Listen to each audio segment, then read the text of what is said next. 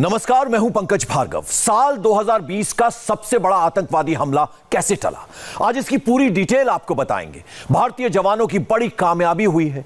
Perfect encounter में बड़ा आतंकी हमला नाकाम हो गया। इमरान खान, बाजवा और आतंकी मसूद अजहर के प्यादे ट्रक से निकले और बीच सड़क पर मारे गए। इस एनकाउंटर के बाद आर्मी चीफ नरवणे ने भी पाकिस्तान को सीधे वार्निंग दी है, जो आतंकी सीमा पार करेगा वो वापस नहीं लौट पाएगा।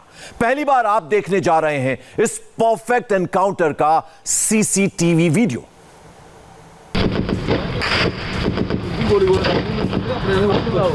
सुबह के करीब 5 बजे ट्रक को रोकने पर अंधाधुंध फायरिंग शुरू हुई।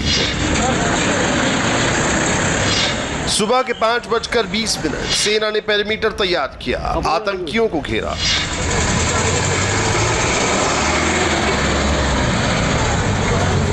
सुबह के 6:30 बजे भारतीय सेना के जवाब से डरे आतंकी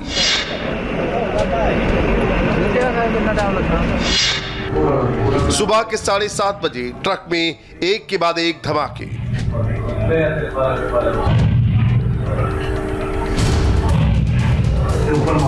सुबह के 8 बजे चारों आतंकी मारे गए। Operation perfect encounter successful.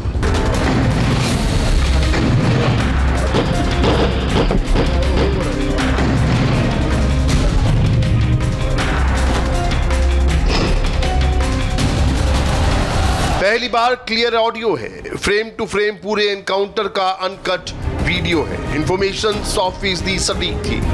सामने से ट्रक आ रहा था, ट्रक में आतंकी थे। जब आतंकवादी जिंदा थे तब भी कैमरा ऑन था। ट्रक के अंदर जो भी छुपा है, हथियार डाल के हाथ ऊपर करके बाहर आ जाए, आपको कोई नुकसान नहीं होगा। जब एनकाउंटर खत्म हुआ तब भी सब कुछ रिकॉर्ड हो रहा था। सुरक्षा बल हर एक्शन के रिएक्शन के लिए तैयार थे। नगरोटा एनकाउंटर को परफेक्ट एनकाउंटर भी कहा जा रहा है, क्योंकि सैकड़ों गोलियां चली लेकिन कोई भी जवान शहीद नहीं हुआ। और जो आतंकी गोलियां चला रहे थे, जरा उनका हश्र भी देख लीजिए। पहला आतंकवादी, दूसरा आतंकवादी, तीसरा आतंकी और चौथा पाकिस्तानी आतंकी।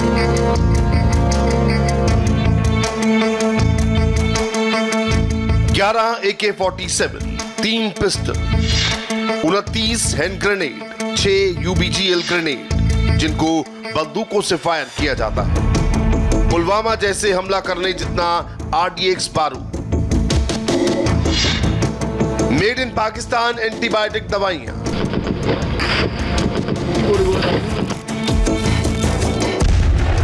आतंक का पूरा बंदोबस्त था।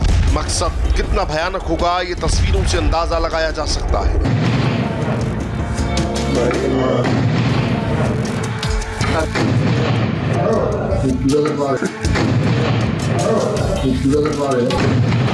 ट्रक के अंदर जो भी छुपा है, आप हथियार डाल के बाहर आ जाएं, आपको कोई नुकसान नहीं होगा। पाकिस्तान 4 हाईली ट्रेन्ड आतंकियों को सीमा पार भेजता है। एक एक मूवमेंट का अपडेट आतंकी संगठन जैश मोहम्मद का सरगना मसूद अजहर खुद मॉनिटर कर रहा था। एनकाउंटर कितना जबरदस्त था, आतंकवादी कितने खतरनाक थे और भारतीय सेना कितनी काबिल है, इनका सबूत ये दीवार है। आपकी गिनती रुक जाएगी लेकिन इस दीवार में गोलियों के छेद खत्म नहीं होंगे। दोनों तरफ से कितनी भीषण फायरिंग हुई है, उसकी गवाही जमीन पर पड़ी ये बुलेट भी दे रही हैं। जब से जम्मू कश्मीर को अनुच्छेद 370 से आजादी मिली है, तब से पाकिस्तान लगातार कश्मीर को दहराने की साजिश रच रहा है, लेकिन इंडियन आर्मी के शौर्य के सामने वो बेबस था। ऐसे में पाकिस्तान ने इस बार बहुत बड़ा डेंजरस प्लान तैयार किया। जम्मू कश्मीर के बॉर्डर पर सांबा सेक्टर में चारों आतंकवादियों ने घुसपैठ की थी। सांबा सेक्टर से घुसपैठ के बाद ये चारों आतंकवादी एक ट्रक में सवार हुए। आतंकवादी किसी तरह कश्मीर पहुंचना चाहते थे। सुबह 5 बजे जब चेकिंग चल रही थी तो एक ट्रक को रोका गया और जब ड्राइवर को उतारा गया तो वो वहां से फरार हो गया। शक जब हुई तो जो ट्रक था उसकी तलाशी ली गई और तलाशी के दौरान जो पुलिस और सीआरपीएफ की पार्टी थी उन पे फायर आया और जवाबी कार्रवाई शुरू की गई। तकरीबन 3 घंटे तक चला, जिसपे हम पर काफी भारी मात्रा में एम्युनिशन फायर किए गए, ग्रेनेड्स फेंके गए। इन चारों पाकिस्तानी आतंकियों को कितनी हाई क्लास ट्रेनिंग मिली थी, ये जमीन पर पड़ी चावल और मिट्टी की बोरियां बता रही हैं।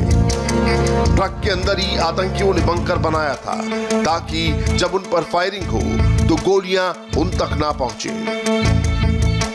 नगरोटा इनकाउंटर में सुरक्षा बलों को सबसे बड़ी कामयाबी तब मिली है जब यहाँ पे ये इनकाउंटर स्टार्ट हुआ था। पैरामिलिट्री फोर्सेस और जम्मू कश्मीर की पुलिस ने जो है वो पहले से ही अलर्ट थी कि ये वारदात हो सकती है। उसके लिए उन्होंने जैसे ही ये ट्रक नगरोटा टोल प्लाजा के पास पहुँचा तो उन्होंने इसको रोकने की कोशिश की। आप देख रहे हैं कि लाइव जो बुलेट हैं वो भी सामने दिख रही है। अंधाधुंध जो है दोनों तरफ से जो है फायरिंग की गई।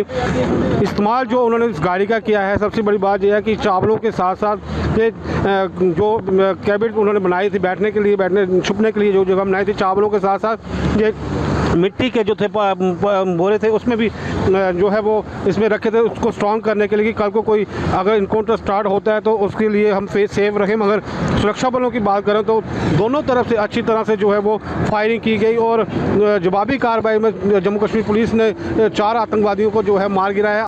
जिस वक्त नगरोटा में एनकाउंटर चल रहा था उस वक्त वहां से 290 किलोमीटर दूर अकोरा खटक में, 218 किलोमीटर मुजफ्फराबाद में और 200 किलोमीटर इस्लामाबाद में कुछ खास चल रहा था।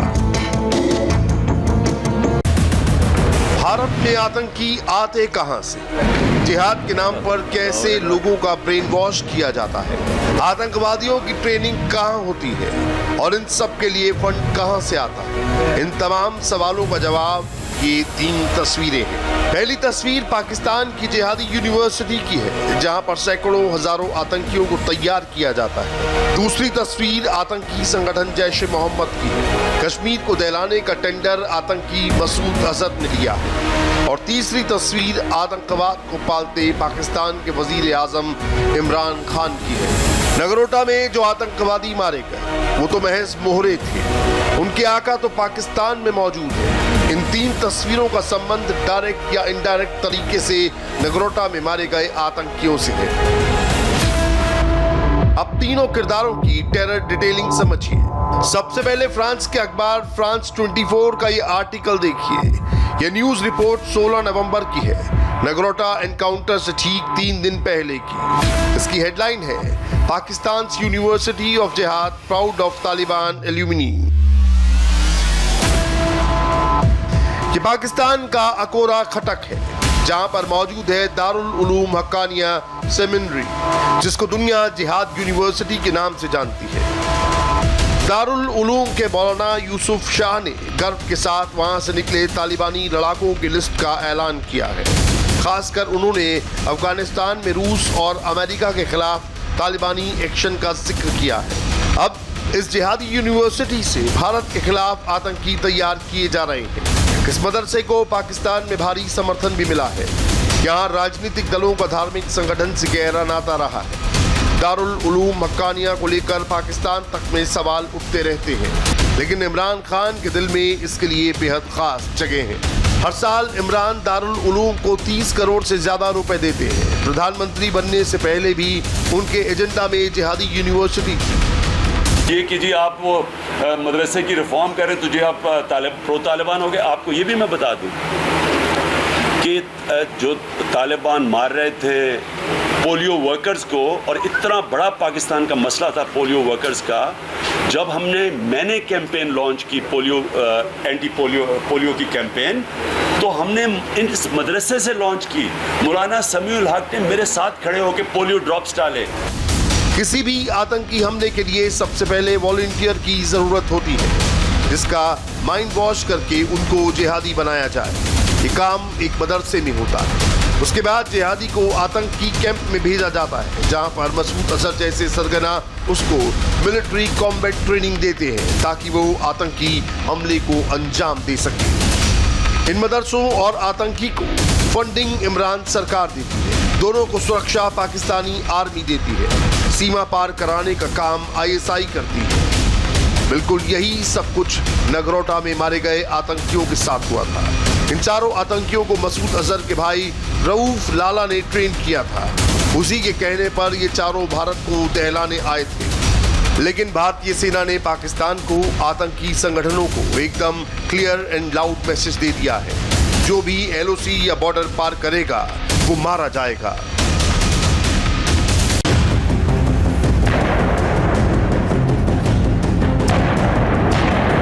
पाकिस्तान को आतंकियों का मुल्क कहा जाता है और इस आतंकिस्तान की राजधानी POK बना दी गई है। आजादी का धोखा देकर POK को गुलाम बना डाला है।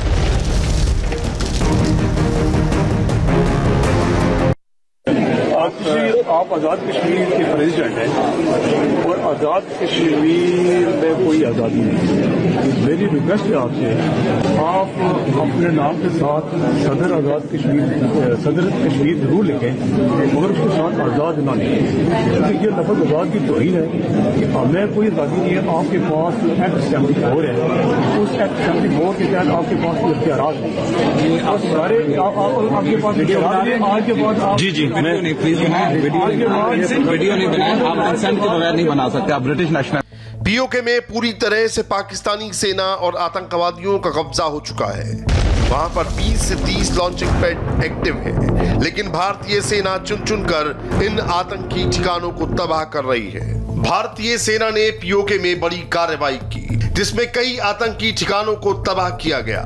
पिन पॉइंट अटैक में कई आतंकी मारे गए हैं। इमरान खान, पाकिस्तानी सेना के जनरल बाजवा, आतंकी सरगना मसूद अजहर, तीनों एक बात कान खोलकर सुन लें, छेड़ोगे तो छोड़ेंगे नहीं, घर में घुसकर हर बार मारेंगे।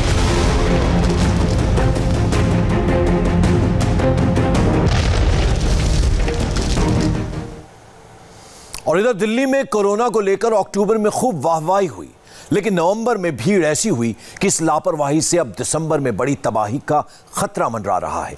एक ही दिन में 7,500 केस और 131 लोगों की मौत के बाद अब दिल्ली में मास्क न लगाने पर 4 गुना ज्यादा जुर्माना लगाया जाएगा। दिल्ली में हालात इतने ज्यादा खतरनाक हो चुके हैं कि सरकार ने 90 प्राइवेट हॉस्पिटल से कहा है कि वो अपने 60% बेड कोरोना के मरीजों के लिए तैयार रखें। मैं गौनिका अरोड़ा इस वक्त मैं दिल्ली के सरोजनी नगर इलाके में हूँ। मेरे आसपास बहुत सारे लोग हैं, मेरे बहुत करीब हैं। अगर मैं आपसे कहूँ कि इनमें से हर चौथा व्यक्ति कोरोना संक्रमित हो सकता है या फिर कोरोना के आगे एक्सपोज हो चुका है, तो सोचिए खतरा कितना बड़ा है।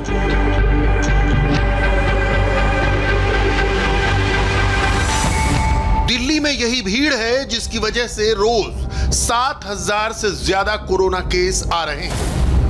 मैं दीक्षा पांडे दिल्ली के लक्ष्मी नगर इलाके में हूं और ये बात मुझे सोचकर भी डर लगती है कि मेरे आसपास की भीड़ में हर चौथा शख्स कोरोना से संक्रमित है। तो सोचिए बाकी लोगों का क्या होगा। ये जो संक्रमण या फिर एक्सपोजर के मैं आंकड़े आपको बता रही हूं, ये मेरे आंकड़े नहीं बल्कि सरकार के आंकड़े हैं।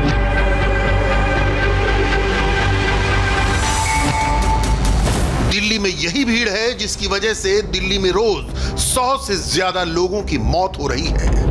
मैं भास्कर मिश्रा इस वक्त करोल बाग में हूं और करोल बाग में बहुत ज़्यादा भीड़ है। मैं भी इसी भीड़ में हूं। कोरोना इमरजेंसी को देखते हुए आप कह सकते हैं कि ये सुपर स्प्रेडर का बड़ा अड्डा हो सकता है। ऐसी भीड़ अगर सुपर स्प्रेडर बन जाए तो दिल्ली कैसे बचेगी? सरकार तमाम कदम उठा रही है, सख्ती भी शुरू हो चुकी है। मास्क को लेकर क्लियर ऑर्डर आ गया है, जो नहीं पहनेगा उसको सरकार कैसे टाइट करेगी वो देखिए। कई बार जब कहने से बात नहीं बनती तो फिर थोड़ा सा टाइट करना पड़ता है। तो फाइन अभी 500 रुपये था, इसको बढ़ा के 2,000 रुपये फाइन किया जा रहा है कि जो मास्क नहीं पहनेगा उसके ऊपर 2,000 रुपये का फाइन लगाया जाएगा। यानी जुर्माना 500 रुपए से बढ़कर 2,000 रुपए हो गया, क्योंकि मास्क लगाएंगे तो बच जाएंगे। मास्क नहीं लगाया तो जान आफत में आ सकती है। 2000 पर थोड़ा डरेगा आदमी, तो उसके अंदर भय रहेगा कि 2000 रुपये लाऊंगा कहाँ से मैं। लोग डरेंगे और अपने 2000 बचाने के लिए मास्क जरूर पहनेंगे। बात पैसे की नहीं है, बात अपनी जिंदगी की है, औरों की जिंदगी की है, औरों की लाइफ की है। फैसला सही भी कह सकते हो, नहीं, लेकिन पुलिस वालों की इनकम बढ़ जाएगी। 2000 रुपये कहाँ से लाएगा? कोई इलाज नहीं ना, अगर कोई बेवकूफ़ी कर रहा है और अपनी सेहत को नहीं अपनी सुरक्षा कर रहा तो इसमें तो कोई कुछ नहीं कर सकता। जिस पे नहीं है उसके तो 500 या 100 रुपये भी वैल्यू है, और जिस पे है वो 500 भी दे 2000 भी दे। 2500 का जुर्माना ये गलत है, क्योंकि अमीर आदमी तो भर देता है लेकिन गरीब आदमी के पास तो खाने के लिए भी नहीं। गलत है जो वो कह रहे हैं, ये सही है, फैसला सही है, सही है, बल्कि और ज्यादा होना चाहिए। तो 500 रुपये देने को तैयार रहते हैं लोग, लेकिन मास्क नहीं लगाएंगे। जिद है लोगों की, काफी असर पड़ेगा, लेकिन जो पैसे देने वाला वो 500 की जगह 2000 भी दे देगा। दिल्ली में मास्क क्यों जरूरी है, इसे और गहराई से समझने के लिए देखिए कि दिल्ली में कोरोना डेंजर लेवल को किस हद तक पार कर चुका है। 18 नवंबर को दिल्ली में करीब 7500 नए केस सामने आए, जबकि एक ही दिन में 131 लोगों ने कोरोना की वजह से दम तोड़ दिया। ये बहुत डराने वाले आंकड़े हैं और इनसे डरना बहुत जरूरी है। दिल्ली के बहुत सारे लोग कोरोना बिहेवियर फॉलो कर रहे हैं, लेकिन फिर भी जो थोड़े बहुत नहीं कर रहे उनकी वजह से संक्रमण फैल जाता है फिर। तो ये ज़रूरी है थोड़ा सा उनके मन में डर बिठाने के लिए कि भाई फाइन थोड़ा बढ़ाया जाए। कोरोना दिल्ली की आबादी के बीच कितने बड़े पैमाने पर फैल चुका है, इसे समझना बहुत जरूरी है।